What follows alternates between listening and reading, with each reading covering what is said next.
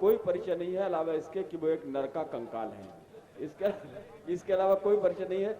मधु श्रीवास्तव जी का परिचय हो सकता था, लेकिन नरकंकाल का परिचय कराने के लिए ना तो कभी मेरे पास शब्द रहे हैं ना आज हैं। हाथ से किन ऊंचाइयों तक पहुंच सकता है, व्यंग किस अंदाज से किया जा सकता है, ये नरकंकाल जी की अपनी विधा है जिस पर उनको पूरी कमांड है। मैं बहुत प्यार से उनसे इस वक्त गुजारिश कर रहा हूं, बहुत प्रेम पूर्वक उनको माइक पर आमंत्रित करता हूं कि वो आए और अपने को दिखाएं भी और अपने को सुनाएं भी। भाई नरकंकाल। पुलिस भी कविता करती है, कविता सुनती है, जो किसी की नहीं सुनती कविता सुन रही है। ये बड़ी स्थिति खराब है। चलिए कोई बात नहीं, 2-4 मिनट आप लोगों के बीच में हूँ। अभी बहुत लोगों को सुनना, अब हम शायरी वायरी क्या पढ़ेंगे। ये कवि शायर जो बचे हैं ऐसे लग रहे हैं जैसे नरेगा के मजदूर हो। एक बार इनके भी सम्मान में तालियां ठोक दो। हाँ, नेताओं के ऊपर बहुत कुछ कहा गया है, सब कहने की जरूरत नहीं। एक नेता बोल रहे थे लोहा लोहे को काटता है, हीरा हीरे को काटता, तभी एक कुत्ते ने नेता को काट खाया। अगर समझ गए तो तालियां ठोक दो एक बार। जितनी देर तक ठोकते रहोगे झोंकते रहेंगे। हाँ, हमारी कोई गारंटी नहीं हम क्या कह जाएं।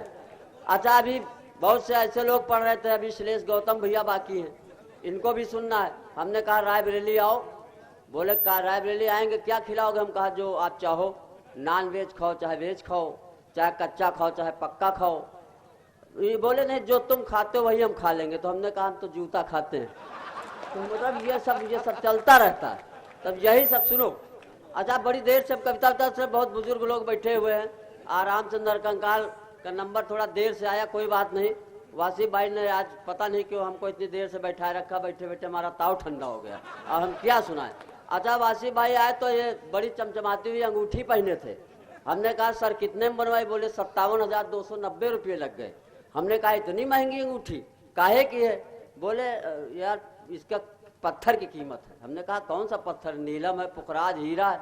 बोले यार ऐसा हमारे पेट में पत्थरी हो गई थी, जिसका ऑपरेशन कराया 57,000 लग गए, बाकी अंगूठी तो 290 रुपये की है। तो एक बार इनके भी सम्मान में तालियां झोंक दो। मैं शुरू करता हूं, ज़्यादा समय नहीं खाऊंगा आपका। हाँ, बहुत देर तक मैं नहीं पढ़ता हूं, बस 2-4 मिनट आप लोगों के बीच में अभी बहुत लोगों को सुनना है। अच्छा, बड़ी देर से शेर सुन रहा तो हम शेर में नहीं पढ़ते। हम शेर कहाँ पढ़े, हम खुदे शेर हैं, तो कहाँ पढ़े बार बार शेर की बात करते हो। तो बहुत अच्छे ढंग से सुनो। अच्छा, अभी वो हमारे आदरणीय प्रमोद तिवारी जी कह रहे थे कि मतलब वासी भाई से कि हमको भी पढ़वा दो। तो बोले अभी बीच कहाँ है, बीच में पढ़ना। अच्छा, कुछ लोगों की आदत होती बीच में बोलने की।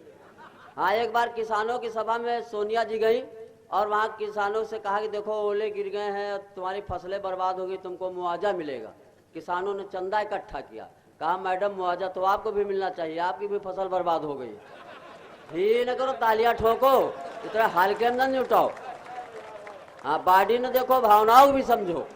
हाँ, तो ये सब चलता रहता है। अच्छा, इधर मेरी समझ में ये वाह वाह गैलरी, इधर तबाह गैलरी, ये सब दिल जले बैठे हुए हैं। हाँ, अच्छा, इधर कुछ हमारे बुजुर्ग बैठे हुए हैं। अब ये बड़े आदरणीय हैं लेकिन विश्वसनीय नहीं है। इनको हम 2 पंक्तियां झोंकते हैं, बर्दाश्त करें कि न जाने जिंदगी की किस गली में आबरू नीलाम हो जाए। इन बुजुर्गों का क्या भरोसा कब कौन आसाराम हो जाए। तो हाँ, खींच लो भैया। तो मतलब हल्के अंदर मिटाओ, बॉडी न देखो। तालियां ठोक रही तो जम के ठोको। नरकंकाल मतलब ये कि 10 साल से देख रहे हो अकेला नर मैं ही हूँ यहाँ। अच्छा, अभी भाई अंजलि शेठ जी बहुत अच्छे व्यंग पढ़ रहे थे। इनकी कविता सुनने में दिमाग लगाने की जरूरत थी, हमारे में दिमाग लगाने की जरूरत नहीं है क्योंकि हमारे पास खुद ही नहीं है। हाँ, तो ये सब हमारे युवा साथी बैठे बड़ी देर से, प्यार मोहब्बत की भी गजलें हुई। हम तो प्यार मोहब्बत बड़ी देर से बर्दाश्त कर रहे थे। हम बाइक से आ रहे थे तो एक प्रेमी प्रेमिका से कह रहा था जानम तुम्हारी आंखों में हमको दुनिया दिखाई देती। हमने कहा जब इनकी आंखों में दुनिया दिखाई देती तो जरा देख के ये बताओ कि चौराहे में चेकिंग तो नहीं चल रही है। मतलब आज हमारे पास डीएल भी नहीं। वैसे खींच लो भैया, बड़ी देर से खींच लो। आइए मैं एक छोटा सा व्यंग पढ़ता हूँ, पसंद आया तो ठीक, नहीं 10-12 और सुनाऊंगा। जो चीज़ अभी यहाँ मंच से नहीं पढ़ी गई वो मैं पढ़ने का प्रयास करता हूँ। जो इस प्रकरण ने पूरे देश का दिमाग खराब कर दिया है, अब हमारा भी दिमाग खराब हो गया तो हमने वो लिखा है। सुनिएगा, देखिए बात मैं बता दूं, न मैं कांग्रेस का आदमी हूँ, न बसपा का हूँ, न सपा का हूँ, न भाजपा का हूँ। सिर्फ अपनी बीवी का आदमी हूँ। हाँ, तो इसलिए इसको ये हिंदुस्तानी होके सुनिएगा कि मेरा लड़का एक दिन आया, आते ही चिल्लाया, पापा मैं भी दिल्ली जाऊंगा, जेएनयू में एडमिशन करवाऊंगा, जेएनयू में एडमिशन करवाऊंगा। मैंने कहा खबरदार, जो जेएनयू का नाम लिया मेरे खिलाफ उल्टे सीधे काम किया, अगर मेरे खिलाफ उल्टे सीधे काम किया, वो बोला पापा जेएनयू जाऊंगा तो जीरो से हीरो बन जाऊंगा, न्यूज चैनलों में छा जाऊंगा, क्योंकि मुझे भी करने हैं सपने साकार, मुझे भी बनना है कन्हैया कुमार, मुझे भी बनना है कन्हैया कुमार। मैंने कहा कि जेएनयू जाएगा तो जयचंद बनकर आएगा, इसलिए अल्फ्रेड पार्क जा, वहां की मिट्टी माथे पर लगा, इन राष्ट्र विरोधी ताकतों को तू रोक दे, और जिस घर से अफजल निकले आजाद बनकर ठोक दे।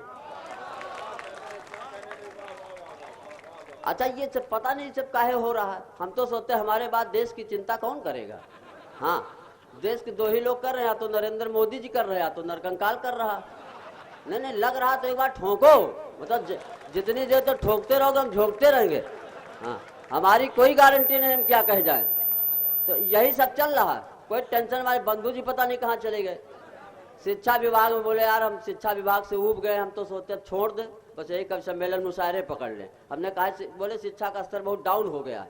हमने कहा क्या हो, बोले यार जो 20 रुपये की सब्जी 10 रुपये में ले आओ तो मास्टर, अगर 20 रुपये की सब्जी 5 रुपये में ले आओ तो हेड मास्टर, अगर 20 रुपये की सब्जी 2 रुपये में ले आओ तो जिला शिक्षा अधिकारी, अगर सब्जी के साथ साथ सब्जी वाली ले आओ तो वह शिक्षा मंत्री। तो ऐसा देश हो गया। अब हम कहा ये तो सब होगा ही, सब ऐसा चलता रहता है। आइए, कोई बात नहीं है। मैं एक व्यंग और पढ़ता हूँ, थोड़ा सा तालियां वालियां बजाते रहो ताकि हमें भी विद्वता का भ्रम बना रहे कि हम भी विद्वान हैं। तो हाँ, ये वाह वाह गैलरी को भी मैं बहुत वाह वाह कर रहा हूँ। हाँ जी जी जी, धन्यवाद धन्यवाद, थोड़ा सा बचा के रखिएगा। अरे बंधु जी हमारी फोटो का खींच रहे, निगेटिव आएगी, कोई फायदा नहीं। अच्छा बंधु जी हमारे बहुत अच्छे मित्र हैं, बहुत ही अच्छे मित्र हैं, बहुत अच्छा लगता है। तो आइए, मैं लड़कों के लिए, क्योंकि हमारे युवा साथी बैठे हुए हैं, इनके लिए मैं एक गीत के मतलब 2-4 पंक्तियां पढ़ता हूं, इसके बाद एक व्यंग पढ़ता हूं और अपना स्थान ले लेता हूं, क्योंकि उसी तरह बैठ जाऊंगा जैसे बरसात में सरकारी छत बैठ जाती है। हाँ, तो आइए सुनाता हूँ। संस्कारों की बात चलती, बहुत सी बातें चलती हैं। अच्छा, मुझे कुछ नहीं याद रहता पिछले साल हमने क्या पढ़ा क्या नहीं पढ़ा, इतने मंच करते हैं तो हमें कुछ पता नहीं रहता कि कहाँ क्या पढ़ गए। कोई बात नहीं, आ रहे तो बारिश हो गई, बड़ा व्यवधान हो गए। तो हम रास्ते में आए तो एक शराबी था, वो एक अर्थी से टकरा गया तो बाडी गिर गई, लोग उसको पीटने लगे। तो उसने कहा देखो यार, जो तो गिरा वो तो कुछ नहीं बोल रहा, तुम काहे नेतागिरी कर रहे हो। हाँ, तो ऐसा ही हमारे साथ हो जाता है। हाँ, तो ये सब चल रहा है, बहुत मस्ती के साथ सुनिएगा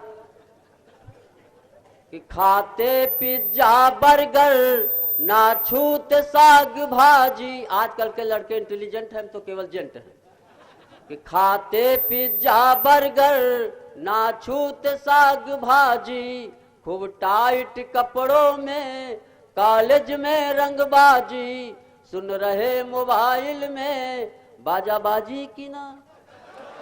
तालियां बजाओ, ऐसे नहीं काम चलेगा, हल्के न निपटाओ। कि सुन रहे मोबाइल में बाजा बाजी की ना बाजी, कि ले लैपटॉप बैठे दिल ऑनलाइन राजी। सब कुछ ऑनलाइन हो रहा। हाँ, 2 चीज नहीं हो पा रही, वो भी हो जाएंगी। कि ले लैपटॉप बैठे दिल ऑनलाइन राजी, जुड़ गए फेसबुक से माँ बाप को नाराजी। एक ने हमसे पूछा फेसबुक क्या है, हम कहा अच्छा फेस देख के बुक कर लो। मतलब सब यही है, हमारी युवा पीढ़ी व्हाट्सएप और फेसबुक में जूझ रही है। कि जुड़ गए फेसबुक से माँ बाप को नाराजी, सोचे मुल्ला पंडित और सोच रहे काजी, कि इनकी शादी में बाजा बाजी की ना। चलिए, बाजा भले न बजे लेकिन तालियां बज गई, इतने में हमारे बाल बच्चे पल जाएंगे, कोई बात नहीं। तो आइए मैं चलते चलते कुछ मतलब की बात कर दूं। सिर्फ हंसाना ठीक नहीं, चुटकुलेबाजी भी ठीक नहीं है, और अब हास्य वालों के अलावा और लोग भी चुटकुले पढ़ने लगे, कोई बात नहीं। तो चलिए मैं एक व्यंग पढ़ता हूँ, जिस खतरनाक टॉपिक पे मैं पढ़ने जा रहा हूँ, बड़ी हिम्मत करके पढ़ने जा। इस पर आज तक किसी ने नहीं लिखा, एक ने लिखने का प्रयास किया, एक्सपायर हो गया। कोई भी दिन का ऐसा न्यूज़पेपर नहीं होता जिसमें दुष्कर्म जैसी घटनाएं न होती हों, और उन घटनाओं में पीड़ा होती है, वेदना होती है। मैं तो कहता हूँ वेद न पढ़ो लेकिन वेदना जरूर पढ़ो। आइए मैं एक व्यंग पढ़ता हूँ और सभी जो मनीषी हैं इनके श्री चरणों में समर्पित करता हूँ। हिंदी कविता का भी आनंद लीजिए कि धृतराष्ट्र ने पूछा संजय आज के क्या समाचार हैं। संजय बोला महाराज कुछ मत पूछिए, हम बेबस हैं, लाचार हैं। धृतराष्ट्र ने कहा संजय डरो नहीं, साफ साफ कहो, जो देख रहे हो वो कहो, भावनाओं में मत बहो। संजय बोला महाराज हस्तिनापुर ही नहीं पूरा देश रो रहा है। आपके दरबार में द्रौपदी चीरहरण हुआ था, पर आए दिन गैंगरेप हो रहा है। मानवता मरणासन्न है, धर्म की थम रही सांसें। महाराज मैं आज भी देख रहा हूं पेड़ पर लटकती हुई लाशें। ये सुनकर गांधारी रोने लगी, आंखों में बंधी पट्टी आंसुओं से भिगोने लगी। बोली काश यदि मैं पहले जान जाती, कदापि अपनी छाती का दूध कौरवों को नहीं पिलाती। धृतराष्ट्र ने कहा संजय पहलिया मत बुझाओ, ये गैंग रेप क्या है इसे संस्कृत में समझाओ। संजय बोला महाराज ये शब्द संस्कृत में आ नहीं सकता, और जिस देश की संस्कृति में आ गया उसे कोई बचा नहीं सकता। इसलिए जाओ किसी धर्मगुरु को बुलाओ। धर्मगुरु आए, चेहरे पर विषाद के बादल छाए। धर्मगुरु आए, चेहरे पर विषाद के बादल छाए। धृतराष्ट्र ने पूछा कौन हो, क्या है तुम्हारा नाम। धर्मगुरु बोले बापू आशाराम। महाराज देश और वंश को बाद में बचाइए, पहले मेरी जमानत कराइए और अंतिम पंक्तियां देता हूं। संजय बोला महाराज जब तक पांचाली दुशासन के रक्त से अपने केस नहीं धोएगी, इस राष्ट्र की संस्कृति इसी तरह रोएगी। जब तक पांचाली दुशासन के रक्त से अपने केस नहीं धोएगी, इस राष्ट्र की संस्कृति इसी तरह रोएगी। और जब तक भीम की गदा दुर्योधन की जांग नहीं तोड़ेगी, ये राष्ट्र की समस्या, ये बीमारी राष्ट्र का पिंड नहीं छोड़ेगी, नहीं छोड़ेगी। जय हिंद, जय भारत, धन्यवाद।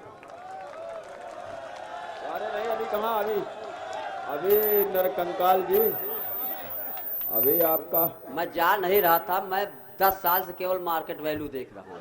अभी है कि घट रही, कुछ लोग घटाने में लगे हैं, लेकिन कोई बात नहीं, आप लोग सुनना चाहते चलिए। फिर हम गियर चेंज कर रहे हैं। वाह वाह वाले एक बार जरा और वाह वाह कर दें। धन्यवाद।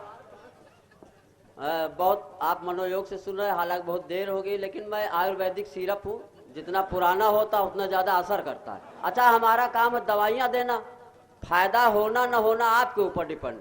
जैसे एक मंदिर के पुजारी को पेचिश पड़ रही थी, तो डॉक्टर के पास गया, डॉक्टर ने दवाइयाँ दी, तो पुजारी ने कहा फायदा होगा, कहा बिल्कुल होगा, केवल परहेज करो। तो पुजारी ने कहा क्या परहेज करें, तो डॉक्टर ने कहा ऐसा जोर से शंख न बजाना, अगर समझ लो तो तालियां ठोक दो, मैं आगे पढ़ता हूँ। तो परहेज की जरूरत है। हाँ अब आप लोग परहेज करोगे तो फायदा होगा। अच्छा ये सब ऐसे ही चल रहा है यहाँ पे, हम तो देखते हैं। हाँ ये सब दुनिया भर का ये सब देश वेश की बात बेकार कर रहे हैं। देश वेश की बात हमको तो देश नजर नहीं आ रहा। हाँ ये यहाँ सब इतनी बड़ी कौमी एकता मैं देख रहा हूँ और 10 सालों से देख रहा हूँ, ये बनी रहे। और ये सब आइए मैं 2-4 पंक्तियाँ और पढ़े दे रहा हूँ। स्वागत हमारा न करो, जो लोग चले गए उनका भी कर दो। अच्छा बड़ी देर से काफ़ी लोग बैठे हैं, मैं समझ रहा हूँ आप लोगों की दिक्कत। कई लोग तो इतना बैठे हुए कि बिल्कुल सारी रासायनिक क्रियाएं जो थामे हुए बैठे हैं। हाँ बाहर जा भी नहीं रहे हैं, कोई बात नहीं, उनको भी प्रणाम करता हूँ। और यहाँ के आयोजकों को भी प्रणाम करता हूँ, यहाँ के प्रबुद्ध श्रोताओं को भी प्रणाम करता हूँ, वाह वाह गैलरी वालों को प्रणाम करता हूँ। जो प्रेस मीडिया बैठा हुआ है, मैं सोच रहा हूँ कितने अखबार निकलते हैं यहाँ, अखबार निकलते पूरी पुराण निकल रही है। हाँ ये पूरा मतलब इतने, इनको भी प्रणाम करता हूँ। और वासिफ जी बहुत अच्छी निजामत कर रहे हैं, इनको भी नमन करता हूँ, प्रणाम करता हूँ। इससे ज़्यादा तेल नहीं लगा सकता हूँ, जितना लगाना था लगा दिया हमने। आइए मैं एक व्यंग पढ़ता हूँ। हम देखे बच्चों की बात होती है, हमारे बच्चे बहुत ही ज़्यादा वो हो गए। हाँ बंधु जी, अच्छा बंधु जी एक बार निर्मल बाबा के यहाँ चले गए, तो निर्मल बाबा ने ये बोले कि ऐसा है कि हमारे यहाँ थोड़ा सा यह है कि हमारी पत्नी जो है हमसे थोड़ा नाराज रहती है। तो उन्होंने कहा कभी उसके खाने की तारीफ किया है तुमने? तो बोले नहीं किया, बस कृपा वहीं अटकी। एक दिन आए, खाना मिला इनको, बहुत तारीफ करने लगे, क्या सब्जी है, क्या रायता है, क्या चटनी है, क्या परेठा है। तो इनकी बीवी बोली कि अभी तक बना के देती थी, कभी नहीं तारीफ की, आज पड़ोसन ने परेठा भेज दिया तो तारीफ झोंके जा रहे हो। तो मतलब ये स्थिति है। सब हमारे देश में ऐसे ही चल रहा है। अच्छा सुनो, इनकी तो ये बात, हम जब रायबरेली से चले तो हमारी पत्नी बोली कि जान फतेहपुर जा रहे हो। हमने कहा रानी तुमने हमको जान क्यों कहा? तो बोली जानवर कहने में लंबा हो जाता है। तो हमने कहा इतना भी लंबा न खींचो। हमने कहा रानी ये सब ना कहा करो। तो उसने कहा ऐसा, वो बोली कि रानी क्यों कहा? तो हमने कहा नौकरानी कहने में भी लंबा हो जाता है। तो बता इतना लंबा ना करो, 60 में निपटाओ। हाँ, ज्यादा लंबा करने कोई जरूरत नहीं। आइए मैं पढ़ता हूं कि बीवी की बात चल रही है कि एक बीमा एजेंट आया, मेरी पत्नी को घंटों समझाया और पति की मौत के फायदे बताया। बोला बहन जी आप बीमा कराइए और भगवान ने चाहा तो अगले साल ही लाभ पाइए। भगवान ने चाहा तो अगले साल ही लाभ पाइए। पत्नी बोली ये शादी के पहले ही बीमा करा चुके हैं, मैं तो तीसरी बीबी हूं, 2 का फायदा उठा चुके हैं। तो ये सब आजकल ऐसे चल रहा। अच्छा, कई लोगों को शादी नहीं हो रही, वो भी परेशान। राहुल गांधी ने एक दिन सोनिया जी से कहा माम तुम्हारे कारण हमारी शादी नहीं हो रही। तो बोली क्यों? बोली हर पोस्टर पे लिखा रहता है सोनिया जी को बहुमत दो, सोनिया जी को बहुमत दो, सोनिया जी को बहुमत दो। अब यहाँ की जनता है वो बहू नहीं दे रही तो हम क्या करें? तो ये सब है, यही सब ऐसे चल रहा। हिंदुस्तान सब ऐसे चलता रहेगा। अब पता नहीं हमारे बाद क्या होगा हिंदुस्तान का। चलिए मैं 2-4 पंक्तियां और पढ़े दे रहा हूँ, नहीं तो बाकी कवियों की जमानत जब्त हो जाएगी। यही कहेंगे कि बाकी जज साहब भी चले गए। अच्छा, एक बार एक कवि ने इतनी लंबी कविता पढ़ दी कि एक श्रोता मर गया। अभी वो एक गजल पढ़ रहे थे भाई साहब, क्या नाम, 123 पेज की गजल थी। वो तो कहो 88 पेज पे रुक गए हो। तो इतनी लंबी कविता पढ़ गया, श्रोता मर गया, उसके ऊपर मुकदमा चला। तो जज साहब ने कहा देखो ये श्रोता मर गया, तुमको फांसी दी जाएगी, कोई अंतिम इच्छा हो तो बताओ। उसने कहा हुजूर वहाँ एक बार आपो सुन लियो। अच्छा, कई लोग यहाँ पे ऐसे भी जो अभी, अच्छा एक सज्जन और बैठे हमारे साथ आए, वो एक मुकदमे फंस गए। तो जज ने पूछा यार तुम्हारी शक्ल जानी पहचानी लग रही। तो उन्होंने कहा हुजूर हम मुन्नी बाई कोठे में तबला बजाते हैं।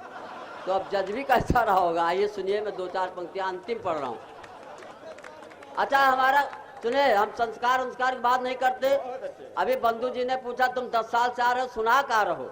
आदरणीय उपाध्याय जी ने पूछा तुम्हारा रस क्या है? हमने कहा रस नहीं, हमारे पास चरस है, उसी में लिखते हैं कि बीबी का सब दिए कमाई, अम्मा करें उपास और दूध दही घी अपना खावे, बप्पा छुआले घास। वारिया बबलू से आवास कि साली तो लखनऊ में जीजा है मद्रास, साली तो लखनऊ में जीजा है मद्रास, दिन रात भी फोन पर करें हास उपहास, बिलावा 3450।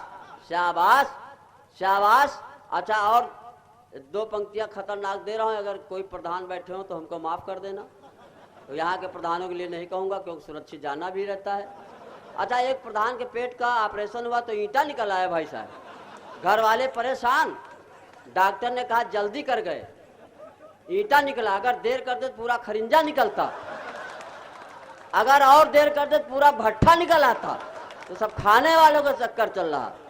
अंतिम पंक्तियां दे रहा हूं कि नाली सड़क खरिंजा पानी और निर्बल आवास, नाली सड़क खरिंजा पानी और निर्बल आवास, कागज पर कंप्लीट है गांवन केर विकास, वार्य पर धन्यवाद शाबाश।